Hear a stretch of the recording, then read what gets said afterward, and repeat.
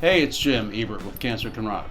Today we're with E.E. Beyond. We're doing her song Low Hanging Fruit, and we are at the Village in Los Angeles, California.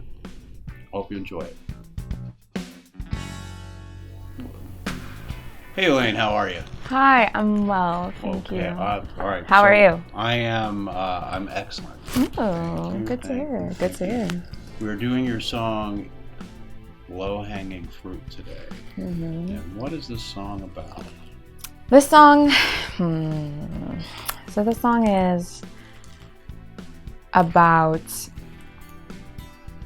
taking a relationship from one place and elevating it to another place. Specifically just talking about relationships that maybe are unhealthy or need some work, need some growth, and putting in the work to be able to do that so that they become relationships that are healthy and supportive of both individuals involved, whether it's like, you know, a romantic or a friendship or whatever have you. Well, it sounds great so far. Thank you. Sounds great so far. Yes, well, thank you. Now the $1 million question, what type of cancer do you have?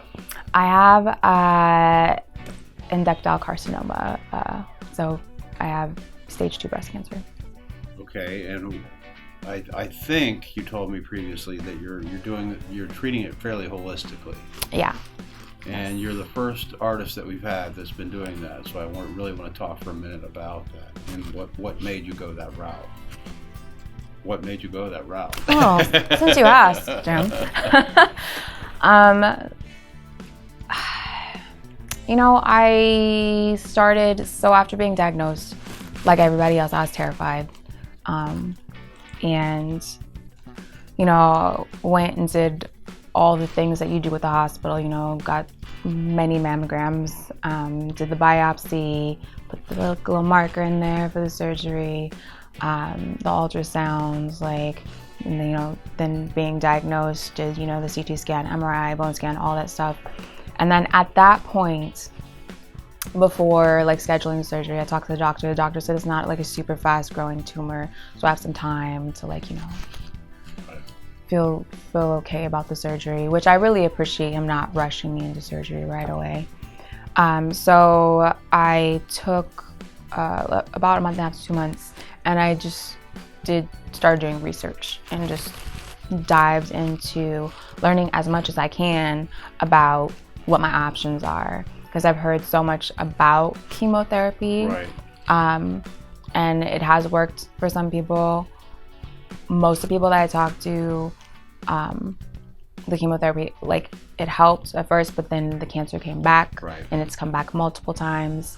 And then just kind of doing a lot of research, a lot of people, you know, got the cancer again, it was more aggressive, and then they ended up passing.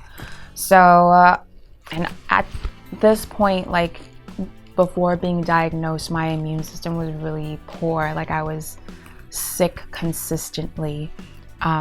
I would be sick like once a month, once every 6 weeks. Sometimes I would just stay sick for months at a time. And I was really scared about it just completely annihilating what was left of my immune system, and not being able to heal after, you know, chemo.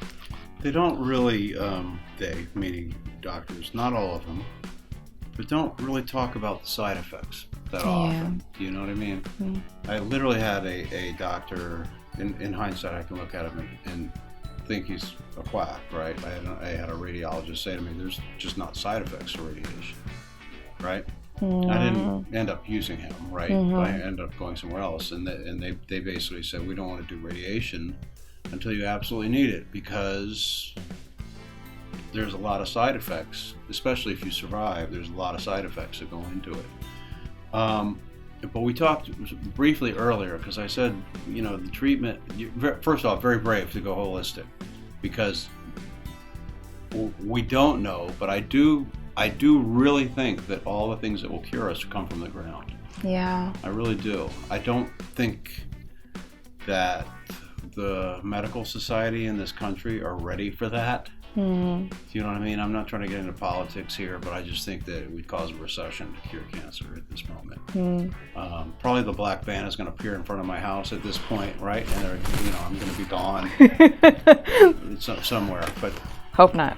yeah. So I just, I just got to commend you, because you have to go through this with what's in your heart, what you feel is right. Because so many people just say, "Well, my doctor said do this." And they do it. And then if it fails, they blame their doctor and live miserably. Yeah. And I don't think that's the way to go. I think you make your decision, you own it. Yeah. You know what I mean? You own it. Yeah. If it works, great. If it doesn't, you know that you were involved in the choice. Mm-hmm. Where I ended up with the same thing. They basically said, we're making these decisions together, which sold me on that particular hospital, which was Duke. Mm-hmm. Right? They're just like, we're going to help you. Now, they wouldn't go with the holistic aspect, because I did throw a few things out there, and I just said I'm doing them regardless. Yeah. You know what I mean? Well, they can't. I know. They can't stop me, right? Well, no, they can't recommend anything holistic for treatment of cancer. That's true. But like CBD oil, we brought that up, and they're like, well, you probably shouldn't be doing that. And I'm like, you probably shouldn't be telling me that. You know what I mean? Because that's not boding well for your thing. Yeah. In my opinion. So, well, I'm really glad you got in today. Me too. I took a little prying to get you, and I know you're not healthy, and I know you got a lot of stuff going on, and I agree with you on the chemotherapy, because you're a tiny girl, that would have wiped you out. Yeah, I've actually spoken to a couple other women who have healed their cancer through holistic means, and that I think gave me the strength and the courage and the faith, really, right, in my body's ability to really kind of heal itself. Right. But that was one thing they mentioned, because they were worried about me being so small. Right. So. Well, yeah, because they told me I'm, fairly big, but they just said you're big, healthy. We can probably throw everything at you, and you'll be okay. I was 37 when I was diagnosed, and I was younger. If they said that now, they wouldn't say it now. At 55, they'd say, hey, we're not going to do that. Yeah. Okay. Well, I think this track is sounding great. It really is. It's a little different than what I do a lot of Americana with it, so this is a lot of fun, just putting together like a 90s groovy, just having fun vibey, track. Anyway, thank you for coming in. Thank you so much for having me. All right.